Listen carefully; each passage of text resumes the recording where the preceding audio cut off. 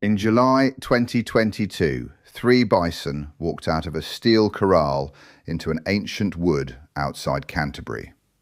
And within 3 years, they'd killed close to an acre of trees. They peeled the bark off in strips and left the trunks standing dead. Nobody stopped them. 2 charities had spent over £1 million to make it happen, and dead trees were the whole idea.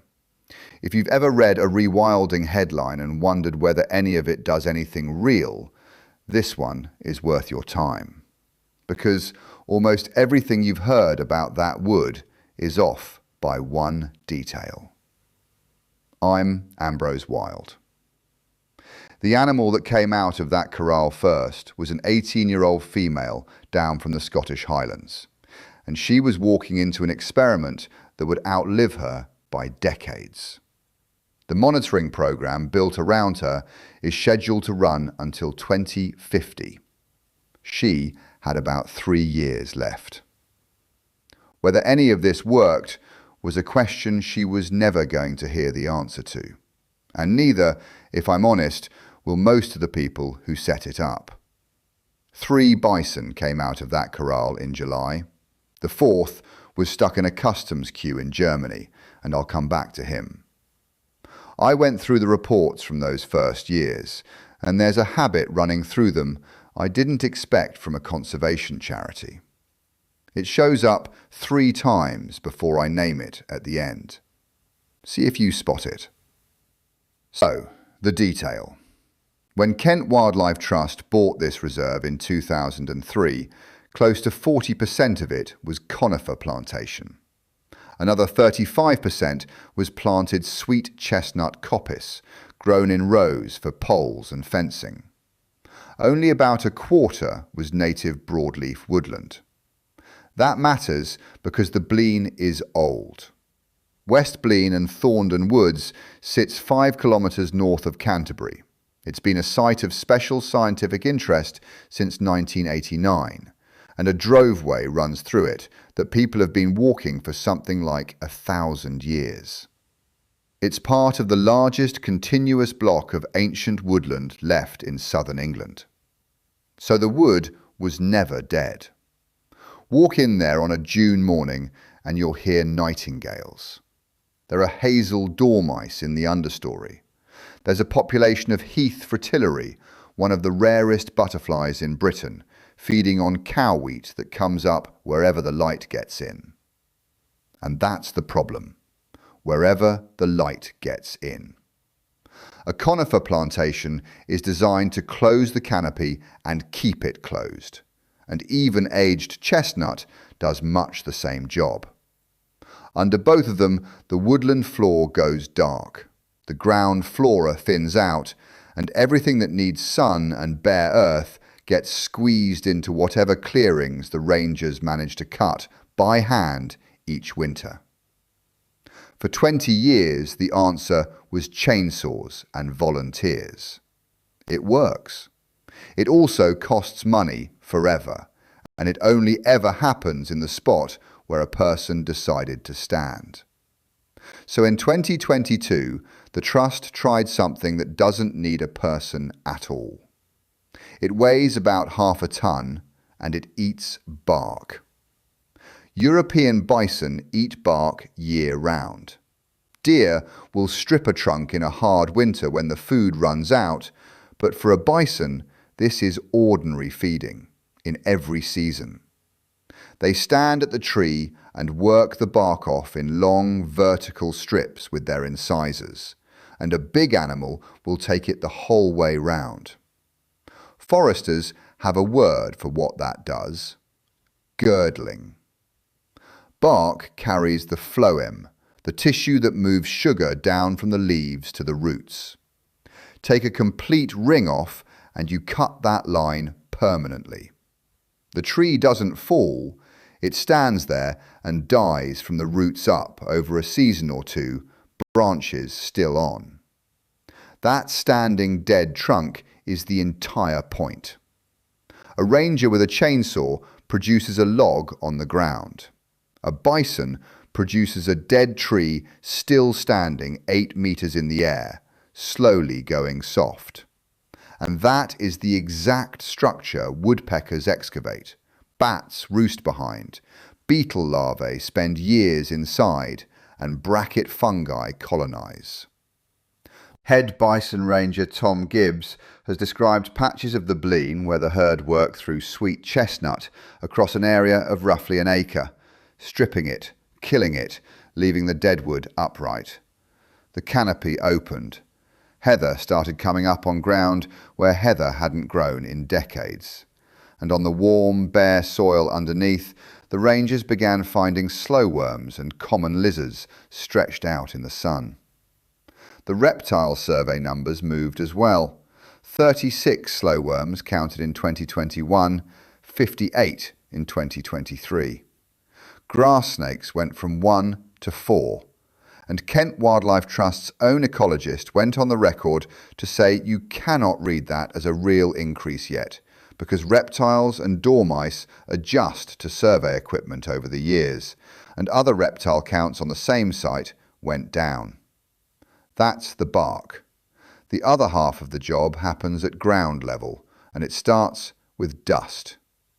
Bison dust bathe to scour parasites out of their coat. The animal drops into the dirt, rolls, kicks and grinds until it has opened a bowl of bare mineral soil several meters across. Rangers call them bull pits or sand baths. Inside a closed woodland that is rare ground, and it is valuable ground. Bare, warm, well-drained soil is where solitary bees and wasps dig their nests, where ground beetles hunt, where reptiles bask, and where seeds that have been sitting dormant in the seed bank finally get their gap. The hooves do the rest. 1/2 ton of animal shoving through bramble and bracken cuts corridors that stay open, and everything smaller starts using the corridor. Within hours of the release, the director of Wildwood Trust watched the matriarch walk past everything else on offer and go straight into the rhododendron, the invasive shrub Kent Wildlife Trust had been cutting back by hand for years.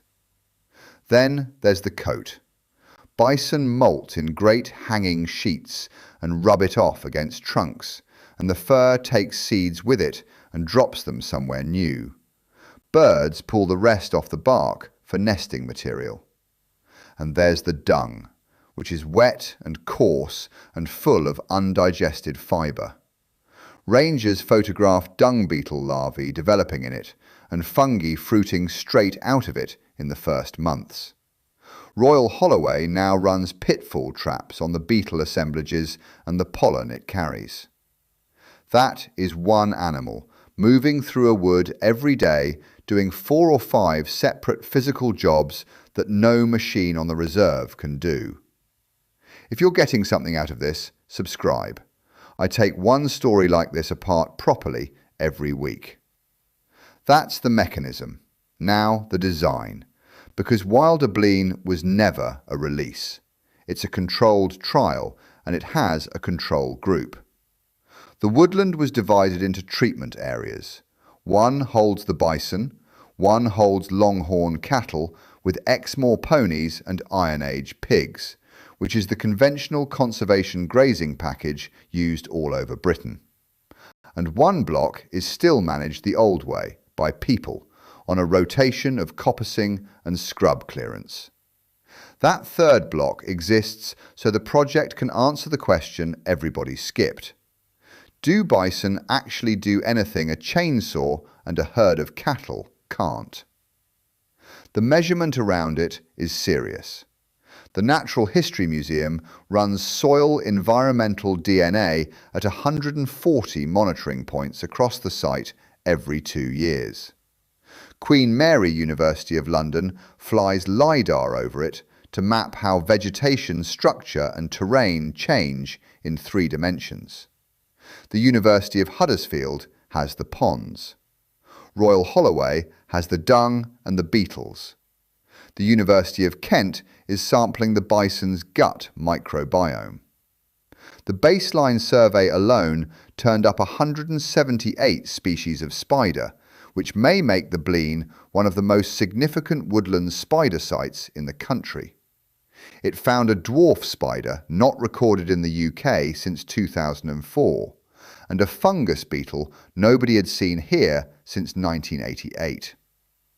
Then volunteers found Lagria atripes, a beetle that had been written off as extinct in Britain, a beetle the country had given up on, alive in the Bison wood. That is the kind of find that writes its own headline. Kent Wildlife Trust's response was to state in print that the discovery cannot be attributed to the bison. Kent Wildlife Trust's own line on it is that a single year of data tells you nothing, and that nothing conclusive should be expected for at least 5 years. Which brings us to the fence. Under the Dangerous Wild Animals Act, European bison are classified in Britain as dangerous wild animals, so legally they cannot share ground with the public. West Blean is crisscrossed with public footpaths, and the Trust refused to close them. So Britain's only free-roaming bison herd spent its first years inside 50 hectares of a 490-hectare reserve, behind roughly 43 kilometres of fencing. Fixing that cost another £1 million. 4 bridges, so walkers cross overhead on raised timber while the bison pass underneath. About £245,000 of that came from the National Lottery Heritage Fund, with National Highways, and the rest from foundations and private donors. Once they're all in, the herd gets 200 hectares. So Britain's wildest large mammal needs planning permission, a ring of electric fence, £1 million of civil engineering, and an Act of Parliament amended before it can walk in a straight line. The Trust is lobbying DEFRA about that last one now. Meanwhile, the herd did the one thing nobody had to engineer. One of the young females from Ireland turned out to have arrived pregnant without anyone knowing, and calved that September. The bull from Germany got stuck in post-Brexit import paperwork and didn't arrive until just before Christmas, which is how 3 bison became the founding 4. 7 calves have been born in the Blean since. The herd stands at 9, and animals from it are already going north to seed a second free-roaming herd in Cumbria. And in the autumn of 2025, days after the newest calf was born, the matriarch died. She'd come from Highland Wildlife Park. 18 is old for a bison, old enough that some people question sending her at all. She led the herd out in the week Britain went past 40 degrees for the first time in recorded history. She was the one who went for the rhododendron. Her rangers described her as the settling influence on the whole herd, the animal the others watched before they moved. She died at 21, and she never had a name, because the team had decided years earlier not to name wild animals. Which is where I would normally hand you the big number, and there is one. A Yale modelling study put a herd of 170 bison in Romania's Tarcu Mountains at roughly 54,000 extra tonnes of carbon drawn down every year, about what 43,000 American cars put out. It went round the world.